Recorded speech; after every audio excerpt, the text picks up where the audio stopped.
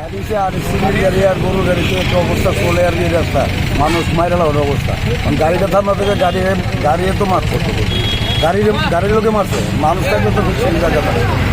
কোন জায়গাতে হয়েছে এটা? দারোগাবাড়ি দারোগাবাড়ি। এটা কি গাড়ি ছিল অ্যাক্সিডেন্ট হয়েছিল? যা বলে মানে অ্যাক্সিডেন্টে কিভাবে হয়েছে? অ্যাক্সিডেন্ট সামান্য গাড়ির মধ্যে এনে লাগা দিছে। কোন রোড এটা? দারোগাবাড়ির সামনে এই রোডটা কোন রোড? বিশালগড় বসকানো রোড। প্রতিনিয়তই চিনি গরু কন্টিনিউভাবে হইতেছে, এখানে লোকও মারা গেছে এই জায়গা। আজকে না মানে দুই তিনজন মারা গেছে। এখানে মারা গেছে একটা। কিভাবে মারা গেছে? এই গাড়িতে কই? না এই গাড়িতে না, এটা মারা গেছিল বিএসএফ এর গাড়ির সঙ্গে।